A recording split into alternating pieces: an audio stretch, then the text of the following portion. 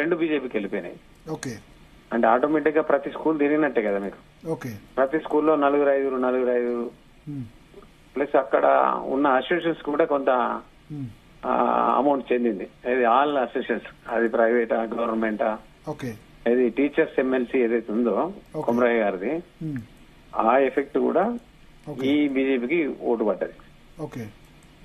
కాబట్టి అక్కడ వంగమహేందర్ రెడ్డి గారు 3,000 ఇచ్చినా అది వేయింది, అది రెండో ఓటు వేసారు. ఓకే. రెండో ఓటు పోకుంటేనే ఫస్ట్ ఓట్లే గెలిచేశారు మల్క కొమరయ్య గారు. ఓకే. ఓకే.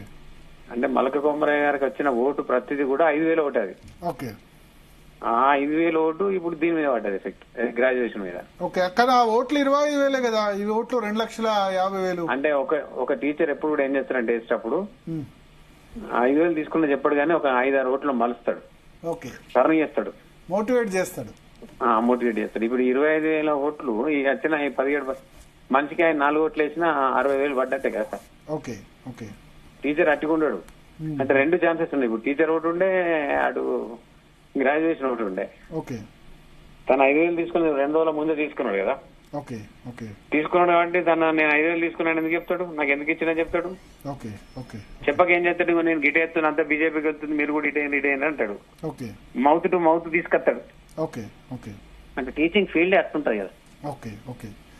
సో ఇప్పుడు కానీ కౌంటింగ్ ఇప్పుడు మనకు ఆంధ్రప్రదేశ్ లో చూస్తే ఈస్ట్ వెస్ట్ గోదావరి, కృష్ణా, గుంటూరు చాలా తొందరగా కంప్లీట్ అయిపోయింది. వాళ్ళు ఈ చెల్ల నోట్లు ఒకసారి లెక్క కాకుండా డైరెక్ట్ గా రౌండ్ల వారీగా ప్రతిదీ కౌంట్ చేసుకుంటూ పోయారు. అభ్యర్థులు ఎంత, చెల్ల నోట్లు ఎంత. అట్లా కాకుండా ఇట్లా చేయడం వల్ల 3-4 రోజులు కౌంటింగ్ చేయడం కరెక్ట్ కాదేమో. ఇంకా పాలసీ వీళ్ళు ఇక్కడ అట్లా పెట్టుకున్నారు ఆరో. అదే అందుకే అది ఆంధ్రప్రదేశ్ తెలంగాణ కదా. ఇప్పుడు రాష్ట్రం వేరే కదా, అందుకే అది ఆంధ్రప్రదేశ్ అడ్వాన్స్ ఉన్నది 40 ఏళ్ళకి. ఇప్పుడు బ్రిటిష్ వాళ్ళు అప్పుడు అందుకే వాళ్ళు ముందు చదువుకున్నారు. మన వెనక తెలంగాణ కావట్లేదు ఎందుకు కొట్లాడినాం, బట్ వెనుకబడతానే కోసం కదా. తెలంగాణ ఇప్పుడు డెవలప్ అయింది కదా 2014 తర్వాత అన్ని రంగాల్లో తలసరి ఆదాయంలో నెంబర్ 1. ఇప్పుడు 5,000 తీసుకొని ఓటేసినప్పుడు చదువు చెప్పేటోడు ఇంకా చదువు ఎక్కడ చెప్తారండి. 5,000 తీసుకొని ఓటేసినాక దురదృష్టకరం అంటే టీచర్